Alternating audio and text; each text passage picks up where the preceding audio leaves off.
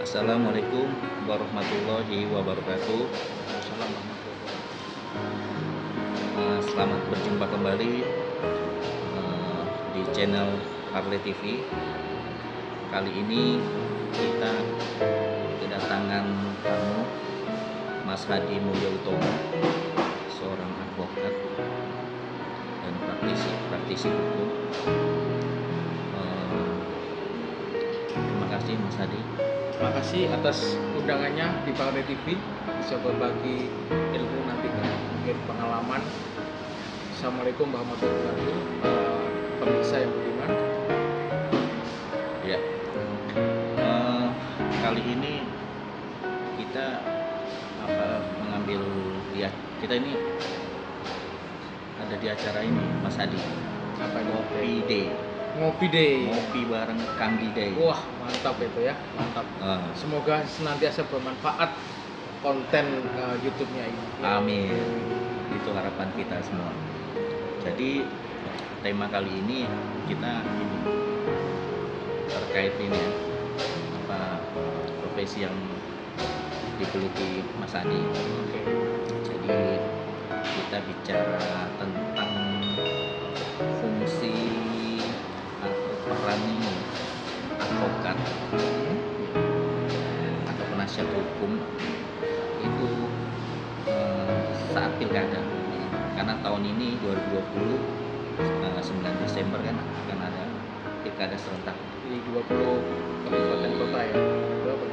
Kalau total se-Indonesia, kalau se-Indonesia 270. Kalau Jawa Timur 19 ya. 19 kabupaten kota. Nah, artinya selama ini kan masyarakat tuh atau calon itu kan ketika pilkada kan yang pertama diprioritaskan atau yang kita ketahui kan mereka pasti kan bentuk relawan, Ya. bentuk tim sukses, Betul. kan. Nah, jarang juga nih kita dengar nih perannya ini kan penasihat hukum kan. Padahal kalau untuk tingkat pilpres itu Pak Jokowi langsung menghajar ini kan Yusril kan. Prof. Yusril sama Yusril kan langsung. Artinya kan sebenarnya perannya ini kan nggak biasa juga.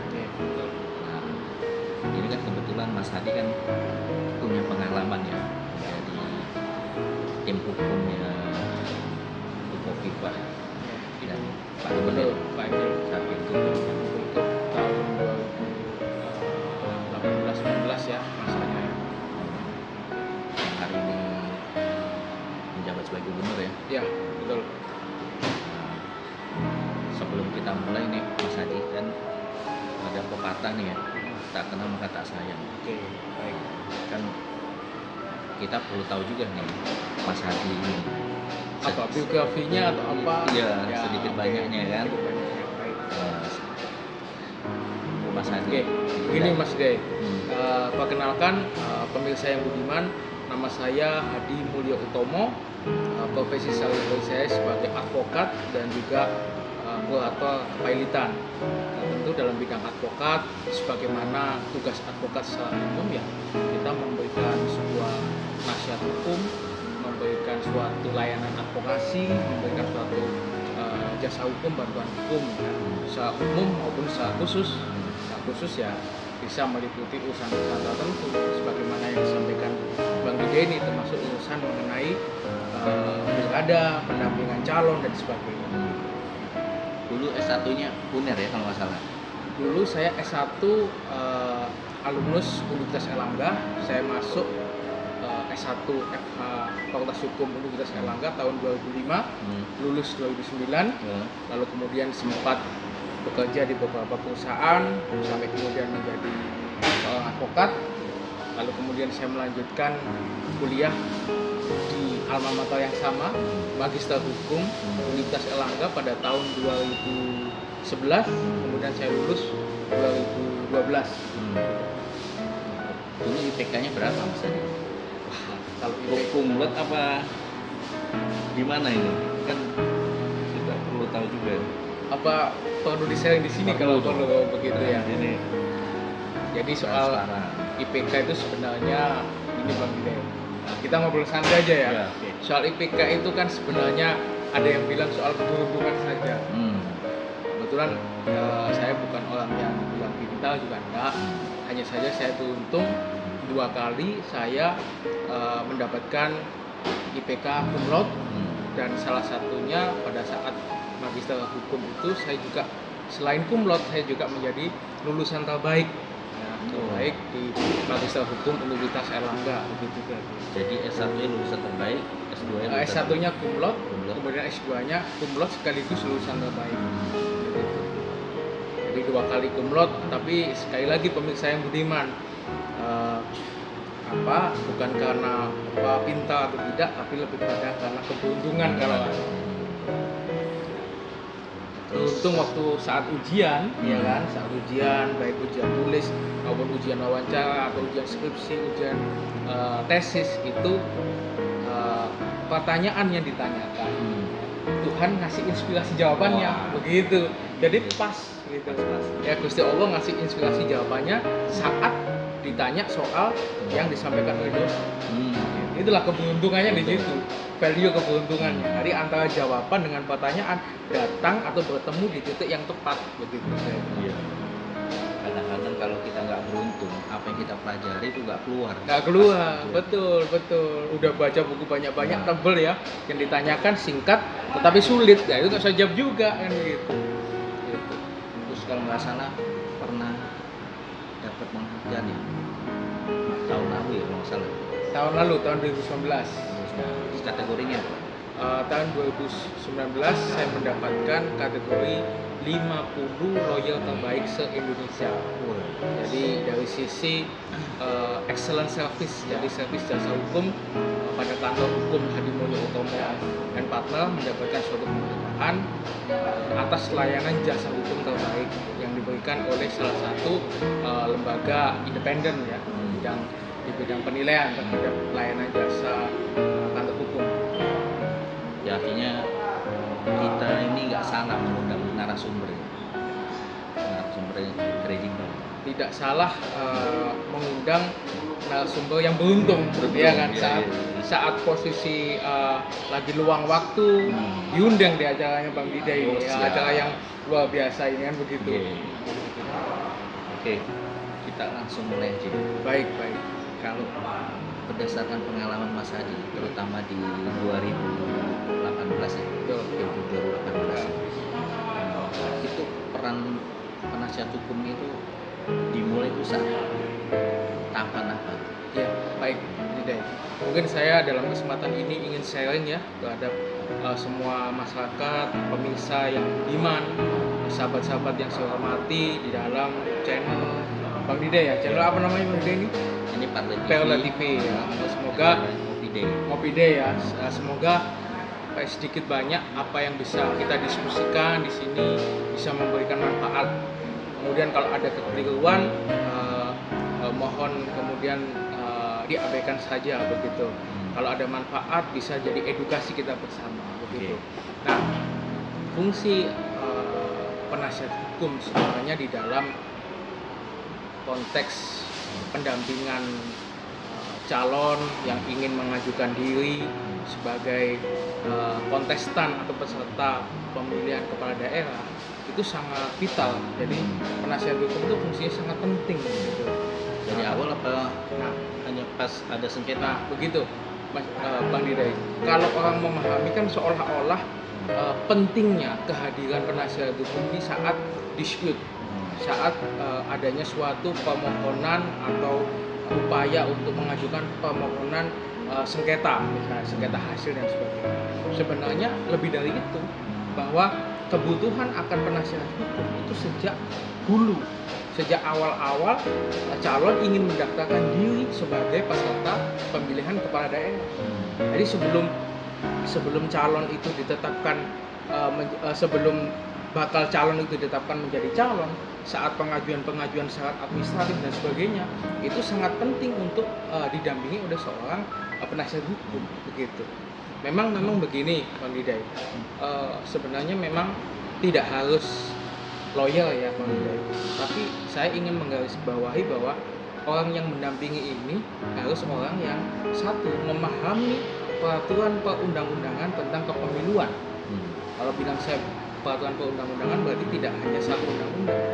Ada undang-undang, ada peraturan pemerintah, ada peraturan KPU, ada peraturan Bawaslu. Nah, kemudian yang kedua adalah memahami strategi advokasinya. Bagaimana kalau ada pengaduan, bagaimana kalau syarat yang sebenarnya kita penuhi ternyata dianggap tidak terpenuhi oleh lembaga yang berwenang. Nah, kompetensi ini dan pengalaman ini memang hampir bisa dipastikan ada di sosok penasihat hukum. Artinya tidak harus ada penasihat hukum, tapi kalau kita mencari figur dengan kompetensi ini itu ada di penasihat hukum mestinya, karena dia kan yang berkutat dengan urusan harian adalah soal advokasi, soal menafsirkan aturan dan sebagainya. Ya, kalau pengalaman pilgub itu jenengan juga ditunjuk sebagai NU ya, calon ini ya, betul, dari pasangan Kofifa. Betul.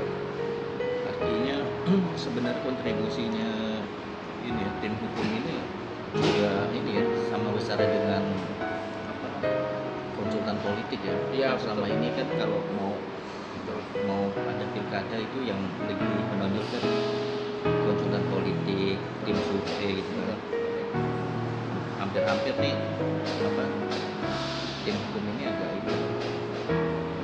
agak kurang mungkin tereduksi agak kurang menonjol begitu ya. Di dalam perspektif masyarakat secara umum kurang menonjol ya.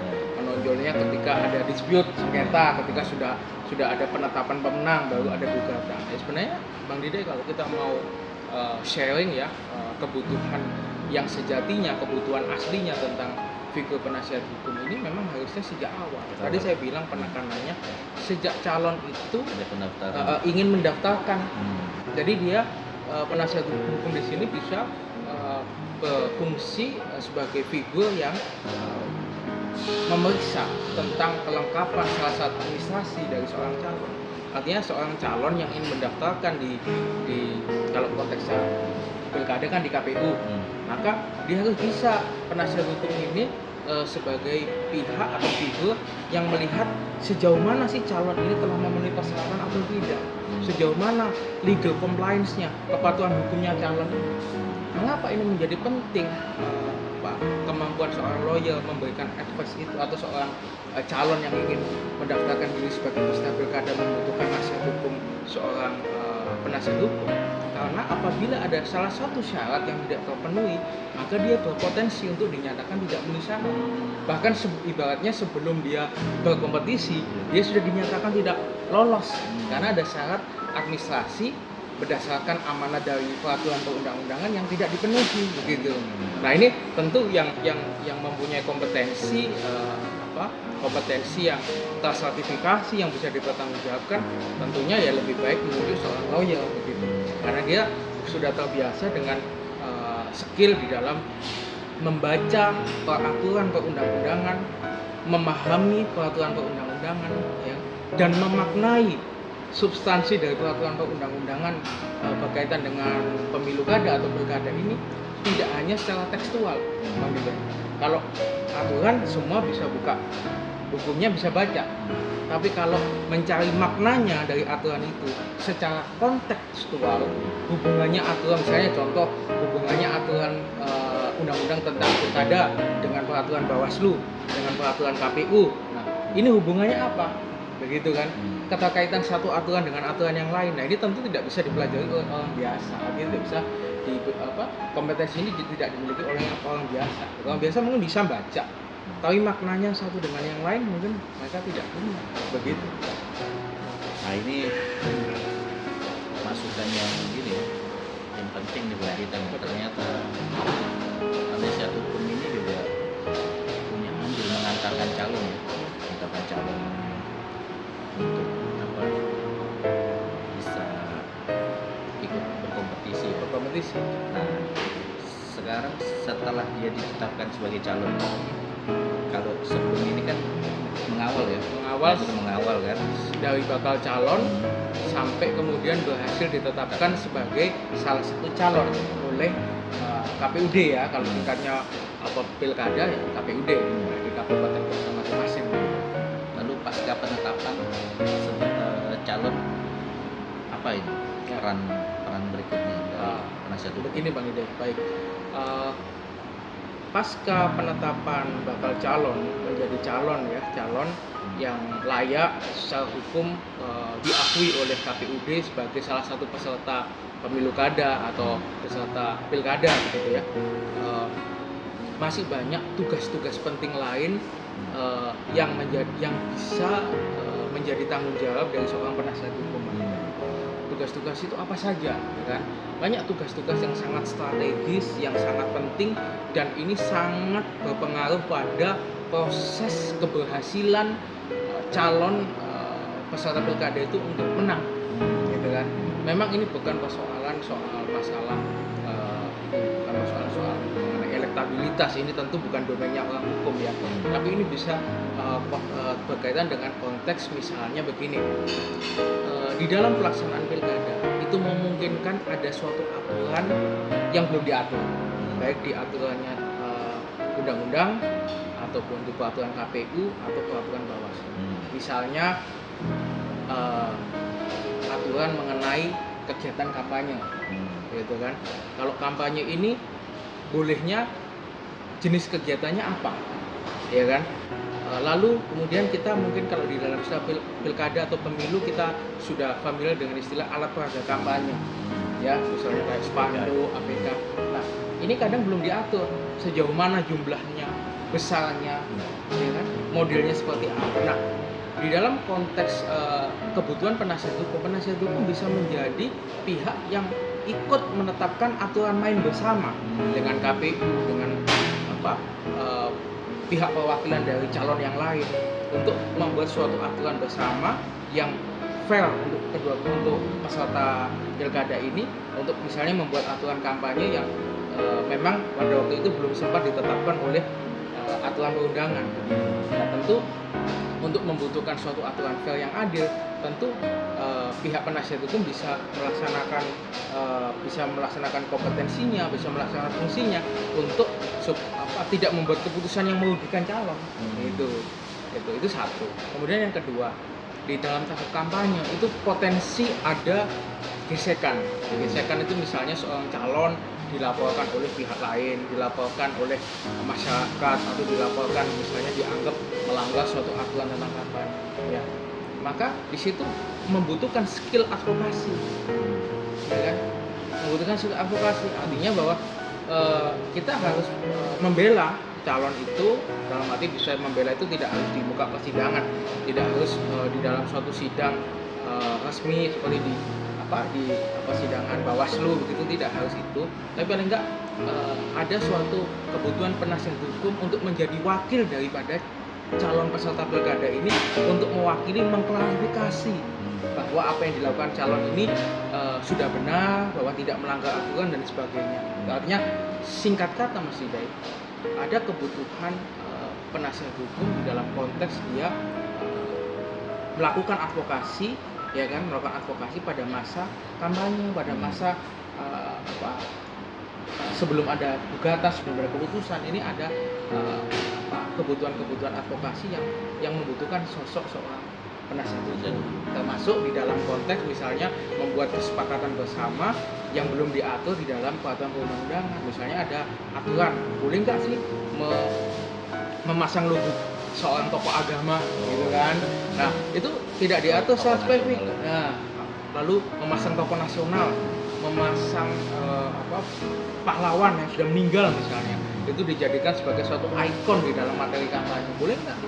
Nah itu biasanya tidak diatur secara detail, artinya berpotensi tidak diatur secara detail. Maka di dalam praktek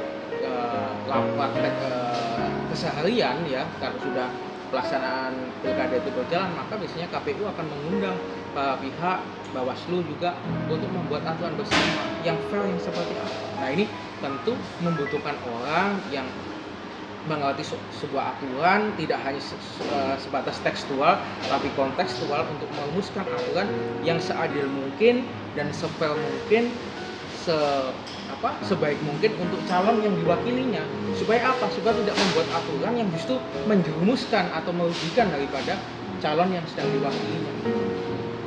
Artinya ini hukum punya peran mengawal kepentingan calon ya, mengawal kepentingan calon. agar tidak dirugikan. Iya, luar biasa. Artinya tidak hanya orang yang sebenarnya mengerti soal masalah pemilu, tetapi orang yang mengerti nilai-nilai hukum dari kepemiluan itu sendiri. Dia tahu bahwa pemilu ini sebenarnya apa sih yang dilarang, apa yang tidak. Lalu kemudian kalau kemudian ada suatu pengaduan calon ini sebenarnya pengaduan yang diada-ada atau pengaduan yang benar begitu. Nah itu harus ada tahap-tahap advokasi yang hanya bisa dilakukan oleh penasihat hukum ya untuk mendapatkan suatu tindakan terbaik ya bagi calon. Nah, belakangan ini kan ini ya perannya Bawaslu, Panwaslu itu kan juga powernya ditambah, kewenangan tambah. Mereka lebih berani, lebih powerful ya, timbang di masa-masa lalu ya. Nah kalau waktu Pilgub Jatim 2018 itu pernah punya pengalaman nggak berhadapan dengan Panwas atau Bawaslu? Ya, jadi begini Bang Ida. Sebenarnya memang tidak hanya Bawaslu ya, KPU, pokoknya semua pihak yang memang berkaitan dengan tugas pokok fungsi kepemiluan ya, itu kita pasti sebagai penasihat hukum kita pasti pernah berinteraksi ya, pernah berkoordinasi ya kan, pernah minta saran dan kawan-kawan jangan. Nah, jadi nggak semata-mata diposisikan Bawaslu ini sebagai lawan ya? Ya enggak, itu mitra, bisa diposisikan sebagai mitra, juga sebagai pihak yang berwenang yang justru dia adalah yang bertugas untuk supaya proses pengawasan terhadap kegiatan kepemiluan, proses pengawasan terhadap jalannya demokrasi, proses pengawasan terhadap kompetisi antar calon ini berjalan fair, ya kan? Nah, jadi dia mengawasi calonnya, mengawasi penyelenggara pemilunya. Ya, jadi sebenarnya tidak kita justru begini mindset kita, bukan kita berhadapan-hadapan dengan Bawaslu atau KPU, tidak. Justru kita fungsi penasihat hukum itu adalah untuk memformulasi ya kan, aturan yang sebenarnya itu seperti apa. Ya, kemudian menafsirkan sebenarnya makna aturan ini seperti apa. Apakah calon ini memang memiliki kewajiban untuk melakukan tindakan A, atau justru ini misalnya bisa saja salah satu pihak yang berwenang di dalam penyelenggaraan pemilu atau pengawasan pemilu ya misalnya menafsirkan lebih jauh. Jadi sebenarnya calon itu hanya dilarang melakukan tindakan A. Ternyata yang berwenang melakukan pengawasan ini mempunyai penafsiran untuk bahwa calon ini selain melakukan tindakan A juga dilarang melakukan tindakan B dan C misalnya gitu. Nah, tentu ini kan butuh saling klarifikasi, saling diskusi, duduk bersama, ya kan, dengan pihak-pihak terkait misalnya yang KPU menafsirkan seperti ini, calon menafsirkan seperti ini, maka butuh pihak Bawaslu untuk ikut menafsirkan di sana. Barang-barang ini maksudnya bagaimana? Itu antara KPU dan Bawaslu dan calon.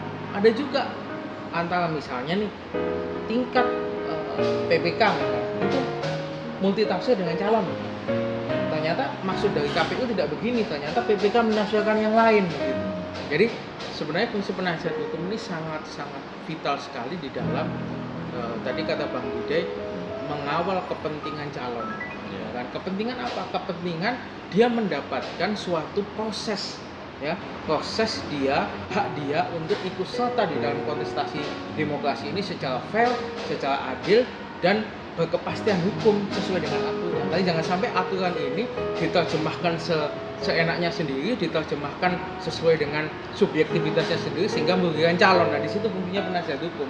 Nah, bisa menjernihkan maksud konteks dari aturan itu. Oke. Ini sekarang kita kan maju lagi ke depan. Setelah masa kampanye kan masa penghitungan suara. Ya, betul. Nah, ini perannya di mana ketika masa penghitungan suara? Nah, saat penghitungan suara itu berarti kan kita sudah melewati masa kampanye, sudah dilakukan tindakan pemilihan, ya kan? Dengan pemilihan sudah dilakukan. Ya, pemilihan dan pemungutan suara. Sudah dilakukan, berarti tahap selanjutnya kan istilahnya kita itu mengawal bagaimana dari suara penghitungan di tingkat bawah sampai atas itu kan dilakukan sesuai dengan norma kepemiluan ya, jujur adil ya ibaratnya begitu. Nah, tentu begini, fungsi penasihat hukum di situ juga sangat vital juga. Mengapa demikian? Begini, tentu sebelum hari H dilakukan pemungutan suara, maka tentu setiap pasangan calon, baik calon seorang atau calon yang dari partai politik, pasti membutuhkan namanya saksi. Ya, pasti setiap calon ya, baik calon perseorangan atau calon yang didukung partai politik, setiap kontestan, ya kan, pada saat hari H pemungutan suara, pasti dia membutuhkan saksi dari tingkat TPS sampai pada tingkat nanti penghitungan final di KPUD, maka dia membutuhkan saksi untuk melihat kebenaran daripada proses pemilihan di tingkat bawah, kemudian penghitungan sampai tingkat atas begitu. Nah, saksi tentunya tidak hanya kebutuhannya adalah kuantitas, bahwa di TPS itu ada misalnya ada 2 saksi. Ya, tidak hanya itu, tidak hanya semua TPS harus jadi saksi, tidak hanya cukup di situ. Tapi saksi ini bisa punya kompetensi tidak untuk menjalankan kewajiban dan hak dalam hal dia memberikan sebuah tugasnya kepada calon. Nah, saksi itu kan dibekali surat tugas, ya. Nah, di dalam konteks merumuskan surat tugas sampai memahamkan surat tugas ini kepada saksi-saksi di lapangan, itu tentunya kan butuh suatu skill. Nah, apa sih hak dan kewajiban saksi yang diberikan peraturan perundang-undangan kepemiluan, saksi yang ditugaskan oleh setiap calon begitu kan? Nah, di sini fungsi penasihat hukum bisa memberikan suatu guidance, pembekalan, nasihat, ya, memformulasikan naskah hak dan kewajiban saksi, ya kan, supaya bisa dijadikan pedoman ketika saksi turun di lapangan tuh saksinya harus ngapain saja, ya kan, apa sih yang dilakukan saksi, lalu saksi ini bisa protes keberatan dalam rangka ada suatu kejadian apa, lalu saksi ini harus melaporkan ketika ada kejadian apa, saksi melakukan mekanisme saksi mengajukan keberatan ini caranya bagaimana, karena kan ada form-form tertentu, ada formulir khusus, misalnya seorang saksi ini kalau keberatan dia hanya teriak-teriak tapi tidak dicatat di suatu form yang diakui secara hukum, juga nggak ada gunanya. Jadi artinya dia bisa fungsi penasihat hukum ini bisa memberikan guidance agar saksi di lapangan yang ditugaskan oleh parpol atau ditugaskan oleh calon perseorangan, agar saksinya ini bisa menjalankan tupoksi saksi dengan baik dan benar. Nah, ini bisa seorang penasihat hukum menjadi figur yang memberikan nasihat hukum terhadap saksi-saksi. Gitu. Misalnya kalau dia protes mengenai panitia di TPS, panitia pelaksanaan pemungutan suara di TPS, ada kejadian yang dianggap bertentangan dengan peraturan, maka dia bisa menyatakan di form tertentu yang memang diharuskan. Kalau misalnya ada penghitungan yang dianggap tidak fair, maka dia bisa catat keberatan begitu.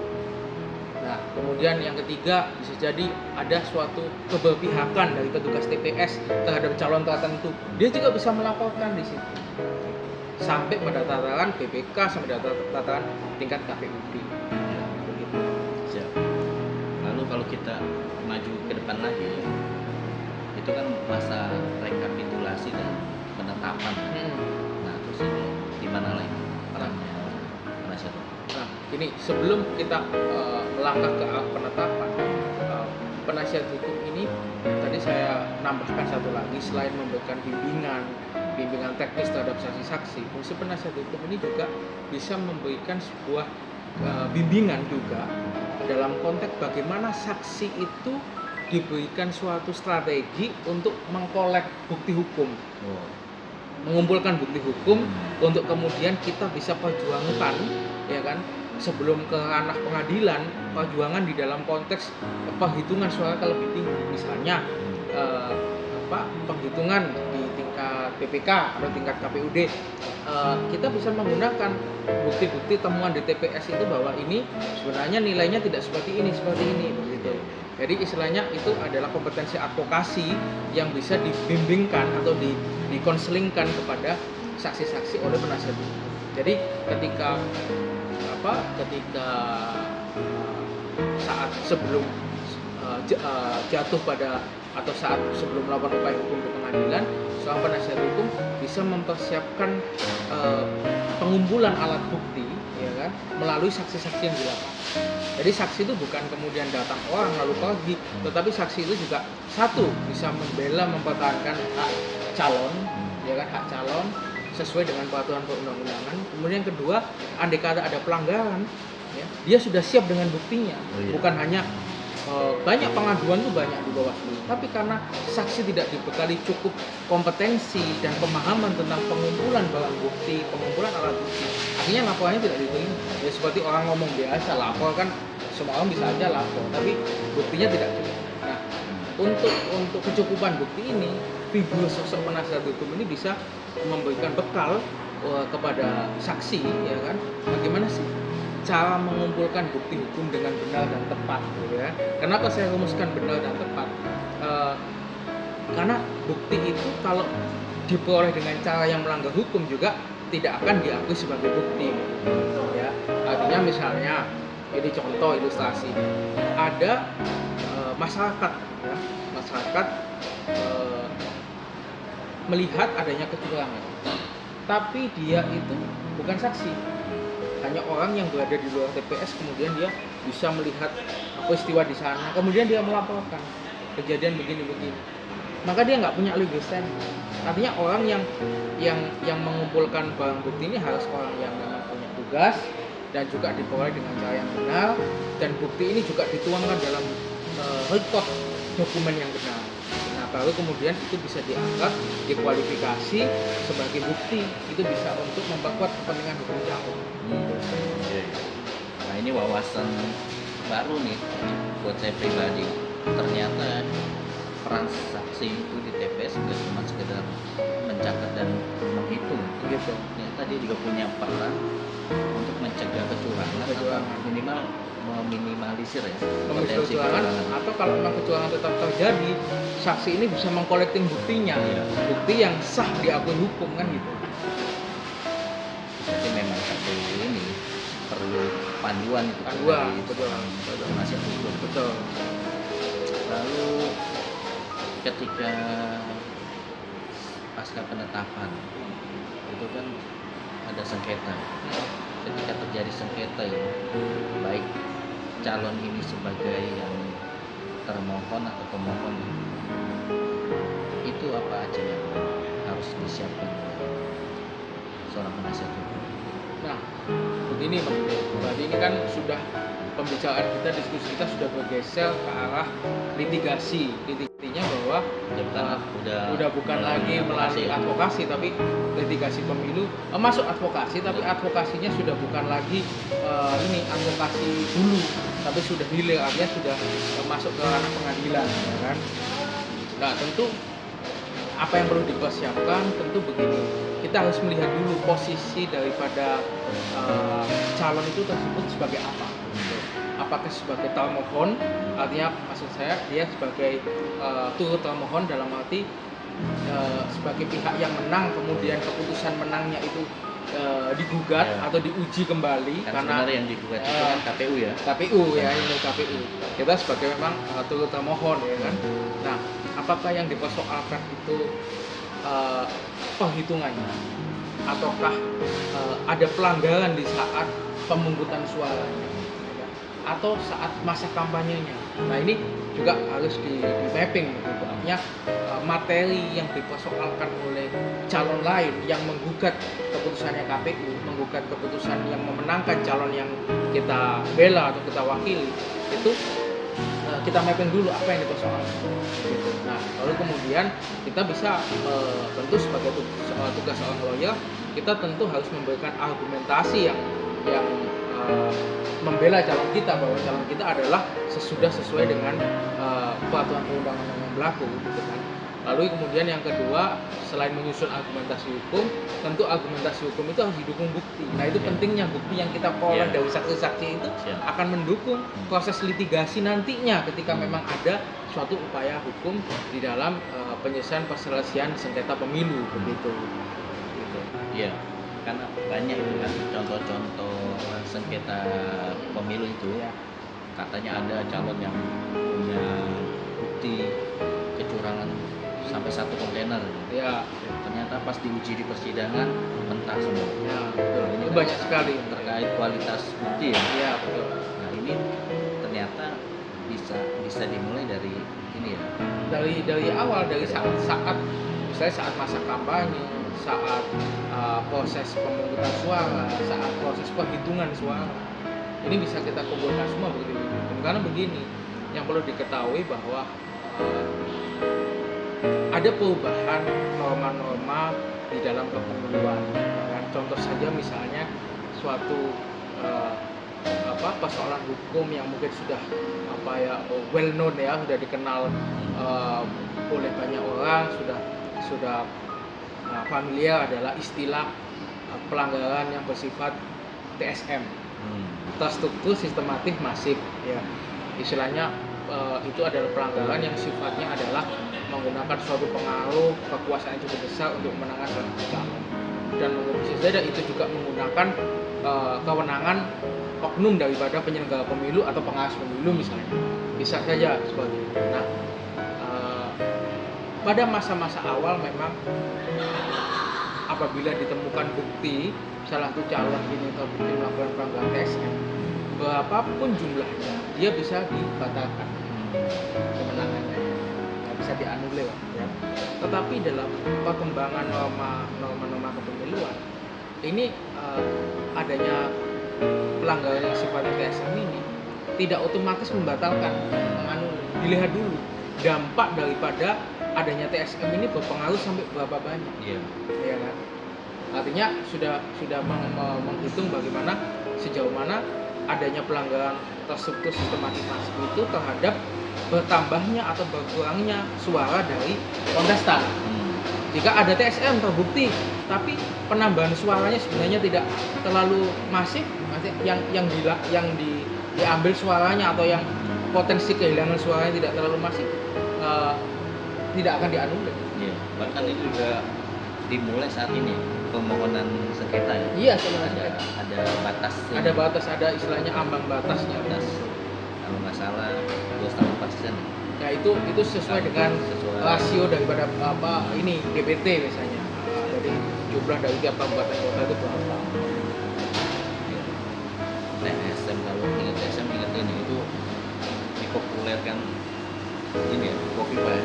Ya, waktu Pilgub tahun 2013 ya katanya. Terus ini ya, kan biasanya nih paradigmanya memang terbalik ya. Jadi ketika calon ini merasa kalah atau tahu kalah, baru mereka cari bukti. Padahal harusnya kan kalau misalnya itu di-prepare dari awal, itu mereka akan lebih ringan ya. Ringan. Dan ini Mas Yuda, mungkin ini juga sharing kepada para peserta yang budiman ya, masyarakat yang mungkin nanti mendapatkan suatu kepercayaan atau amanah ya untuk mungkin diberikan tugas oleh salah satu paslon ya. Untuk konteks perjuangan mencari keadilan ya atau mencari kebenaran hukum lah di Mahkamah Konstitusi atau di suatu badan peradilan yang berwenang mengadili itu, ya baiknya calon tidak terlalu banyak terpaku pada hal-hal yang sifatnya simbolis ya, sifatnya seremonial. Artinya misalnya sampai dulu ada ke Mahkamah Konstitusi, kemudian bawa petani ke sana, membawa hewan ternak ke sana. Artinya maksud saya begini, bukan kemudian saya menegasikan itu, tapi begini, frame-nya, pesannya adalah sejauh mungkin membawa bukti yang relevan, yang nyambung bagi saya dengan kepentingan pembuktian kita. Kalau itu hanya ornamen-ornamen, hanya sebagai suatu bentuk memberikan sebuah nilai-nilai politis, mungkin bisa, tapi secara hukum itu tidak akan diakui sebagai bukti. Jadi kalau ngomong keilmuan hukum itu keilmuan yang pasti, artinya apa yang dilanggar, kemudian pembuktian pelanggaran, lalu keputusan akan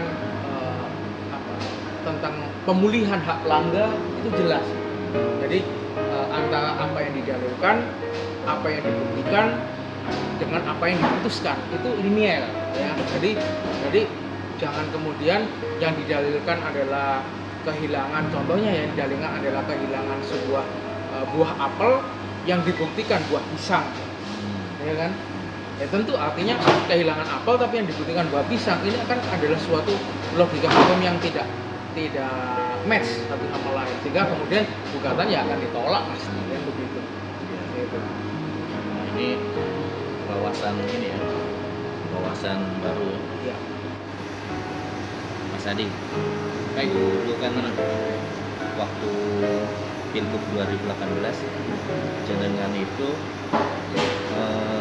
jadi penasihat hukum Bukoviva dan Mas Emil itu rekom dari partai politik atau dari Bukoviva sendiri? Artinya sampean dari parpol atau profesional? Kalau waktu itu saya diberikan amanah oleh Ibu Bukoviva, murni profesional karena pertimbangan kompetensi dan pengalaman di bidang hukum. Kalau menurut Mas Adi itu jumlah ideal tim hukum itu berapa? Kalau untuk jumlah ideal sebenarnya tidak ada patokan pasti, Mas ya.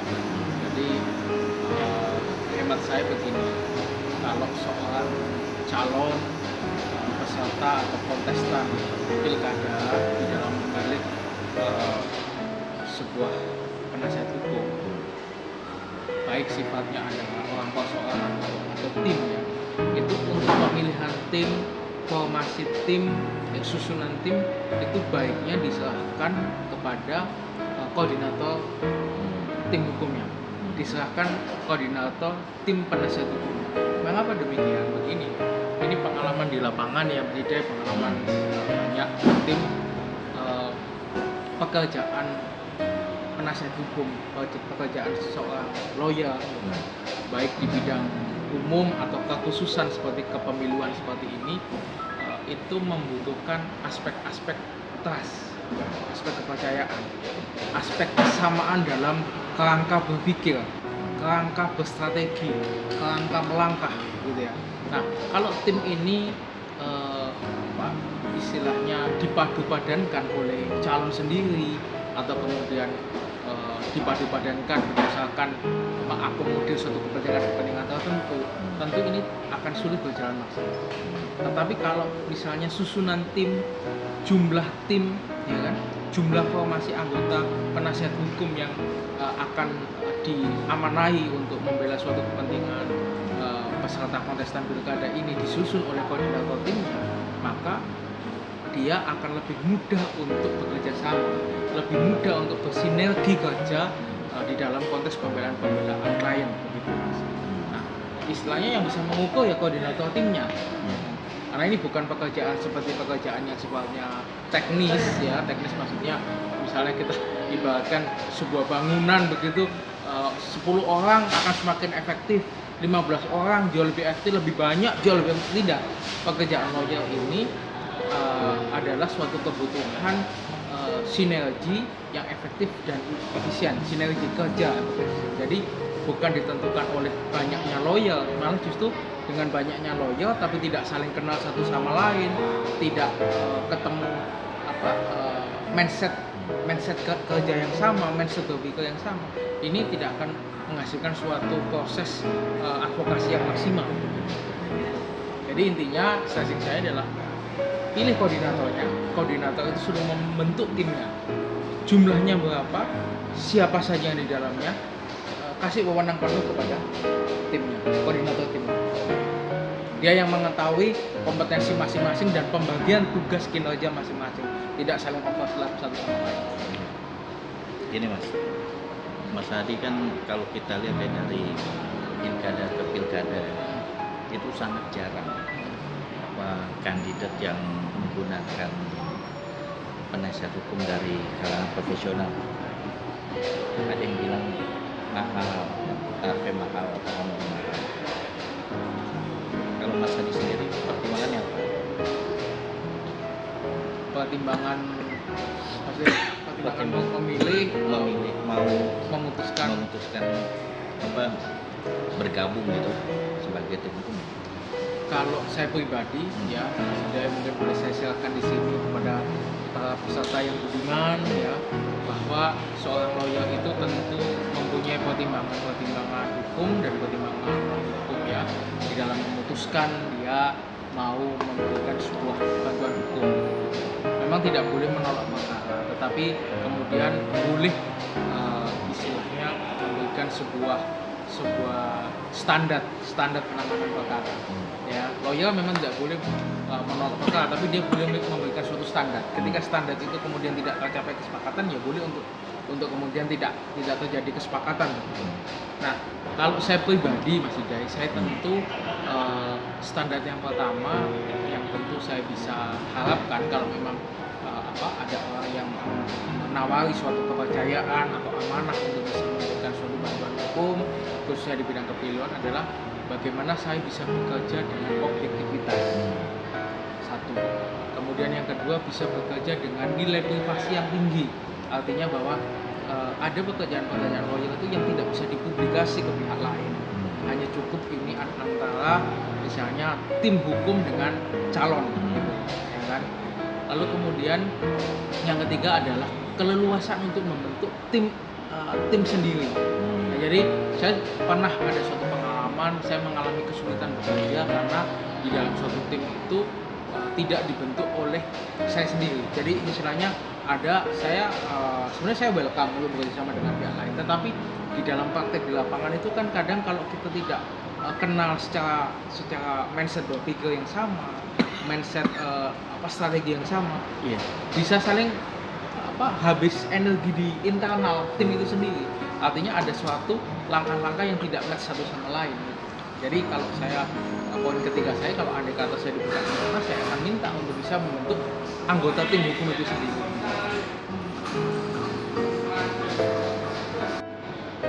Mas Hadi, Baik. Ini kita perlu tips dan trik mungkin juga buat kandidat calon kepala daerah yang akan bertarung di 9 Desember nanti. Apa nih Mas tips dan trik dari Mas Hadi sisi seorang penasihat hukum? Tipsnya begini, ini tips untuk penasihat hukum atau tips calon dalam hal memilih penasihat hukum? Calon dalam hal menunjuk penasihat hukum gitu ya. Ya pada prinsipnya begini, kontestan pilkada atau para peserta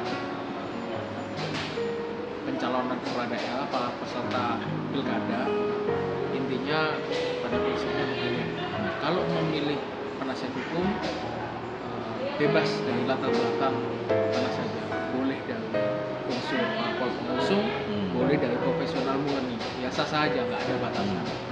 Tetapi setidaknya ada tiga hal yang bisa dijadikan sebagai panduan di dalam memilih penasihat hukum. Yang pertama adalah persoalan kompetensi dan pengalaman terkait dengan profesionalisme dia di dalam bekerja. Seseorang yang memiliki kompetensi penguasaan terhadap aturan atau peraturan perundang-undangan terkait kepemiluan atau pemilihan kepala daerah, ya, itu akan lebih mudah di dalam memahami langkah-langkah kerja advokasi dibanding dengan penasihat hukum yang tidak terlalu menguasai atau tidak pernah berkecimpung sama sekali di dalam bidang kepemiluan. Kemudian hal itu didukung dengan pengalaman. Pengalaman itu akan memberikan sebuah kecermatan, akan memberikan sebuah ketajaman di dalam menganalisa hal-hal yang berpotensi terjadi terhadap calon, potensi terhadap misalnya langkah-langkah antisipasi. Seseorang yang tidak terlalu mempunyai pengalaman yang cukup atau penasihat hukum yang belum mempunyai pengalaman yang cukup, bukan berarti mereka tidak bisa mengantisipasi, tetapi tentu akan lebih tajam kemampuan antisipasi, kemampuan memprediksi apabila dibandingkan dengan calon yang punya pengalaman, tentu lebih tajam dengan yang lebih punya pengalaman. Misalnya seorang penasihat hukum yang mempunyai jam terbang pengalaman yang cukup, yang memadai, dia bisa memprediksi apa hal yang harus dilakukan oleh kliennya, apa hal yang harus tidak dilakukan oleh kliennya. Jadi dia bisa lebih mempunyai instrumen proteksi kepentingan hukum dari seorang kontestan pilkada. Misalnya seorang penasihat hukum dengan suatu jam terbang pengalaman yang cukup, dia benar-benar bisa menjaga betul kepentingan hukum kliennya, jangan sampai terjadi sesuatu yang tidak diinginkan, atau kemudian dia bisa menyiapkan langkah-langkah yang belum terpikirkan oleh calon lain. Nah, itu hanya akan ketajaman itu hanya akan dimiliki oleh sosok figur penasihat hukum yang mempunyai jam terbang pengalaman yang cukup di dalam misalnya advokasi, baik di dalam konteks sengketa atau saat prasengketa. Kemudian yang kedua, masalah integritas. Nah, integritas ini persoalan moral juga di dalamnya, bahwa penasihat hukum adalah figur yang memegang sosok yang sangat private dan konfidensial, rahasia, terkait dengan data-data hukum, terkait dengan informasi yang dimiliki oleh seorang calon peserta pilkada. Nah, tentu dengan aspek integritas ini, kontestan pilkada sebaiknya memilih calon yang memang benar-benar bisa menjaga amanah di dalam hal menjalankan tugas kinerja sebagai penasihat hukum. Amanah apa saja? Bisa amanah mengenai menjaga kerahasiaan dengan baik. Kemudian yang kedua adalah amanah tetap ada suatu nilai loyalitas ya terhadap calon yang dibela. Ya, artinya dia tetap dalam situasi apapun dia tetap menitik beratkan atau meletakkan loyalitas tinggi-tingginya terhadap calon yang sudah memberikan kepercayaan. Kemudian yang ketiga, aspek terkait integritas yang ketiga adalah terkait dengan bagaimana seorang penasihat hukum itu bisa memberikan objektivitas, ya, objektivitas keadaan, kondisi, data, kebenaran terhadap calon yang menunjuknya, terhadap kontestan pilkada yang sudah mempercayainya sebagai penasihat hukum. Contohnya apa? Misalnya seorang penasihat hukum tidak boleh memberikan informasi yang berkebalikan dari situasi yang sesungguhnya. Misalnya demi menjaga hati, menjaga suatu kesenangan dari calon, dia menginformasikan data-data yang sebelumnya belum akurat dibilang akurat, yang sudah akurat dibilang belum akurat. Nah, ini akan sangat mempengaruhi kebijakan calon di dalam memutuskan suatu langkah yang kurang tepat. Jadi blunder. Jadi istilahnya calon ini harus mendapatkan informasi, kalau memang baik ya baik, kalau memang buruk ya buruk, kalau memang belum valid ya belum valid, kalau valid ya valid. Nah, istilahnya Mas Dede ibaratnya gini, lebih baik pahit tapi sehat daripada informasi yang menyenangkan tetapi nggak sehat. Nah, ini seorang penasihat hukum harus punya integritas dalam menyampaikan informasi, ya, informasi kebenaran yang sesungguhnya. Jadi semua informasi harus terukur, nggak boleh ditutupi hanya kepada calon yang bersangkutan. Kemudian tadi sudah mengenai kompetensi dan pengalaman, integritas. Yang ketiga adalah mengenai kemampuan skill komunikasi atau interpersonal communication skill, komunikasi interpersonal. Nah, tentu seorang penasihat hukum itu kerjanya tidak hanya administratif, membuka alat bukti, ya kan? Tidak hanya kemudian mendaftarkan gugatan atau permohonan, tidak.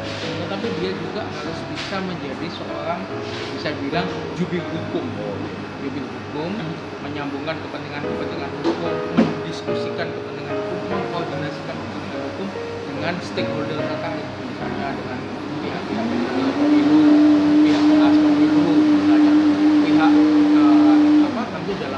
pilkada tidak lepas dari peran-peran kepolisian di dalam memberikan suatu fungsi pengamanan misalnya, kemudian memberikan suatu ilmu atau memberikan suatu bimbingan terhadap saksi-saksi nanti ketika bimbingan teknis mengenai kepemiluan ya, itu juga perlu kemampuan komunikasi.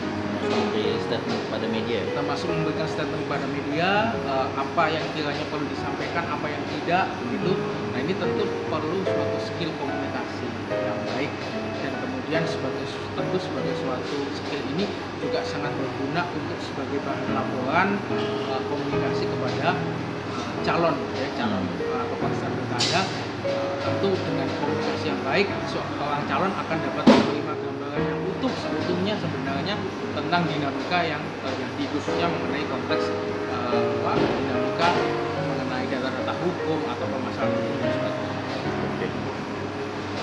Saya kira nggak terasa ya kita Sudah berapa menit ada ini tadi? ya sekitar 1 jam. 1 jam ya kalau nggak salah. Saking asiknya obrolannya dan asiknya hostnya ini ya, gitu ya. Betul. Luar biasa. Saya kira cukup ya kita bicara tentang peran penasihat hukum dalam konteks pilkada. Terima kasih Mas Adi sudah berkenan hadir, Sama-sama Mas berbagi Hidayat. pengalaman dan berbagi ilmu. Semoga bermanfaat untuk para peserta atau calon peserta pemilu kada, pemilihan kepala daerah atau pilkada pemilihan kepala daerah, supaya materi atau kemudian bahan diskusi yang ringan ini bisa menjadi sesuatu yang bermanfaat di dalam memilih penasihat hukum atau menyusun tim hukum nantinya atau melakukan kinerja-kinerja hukum. Amin.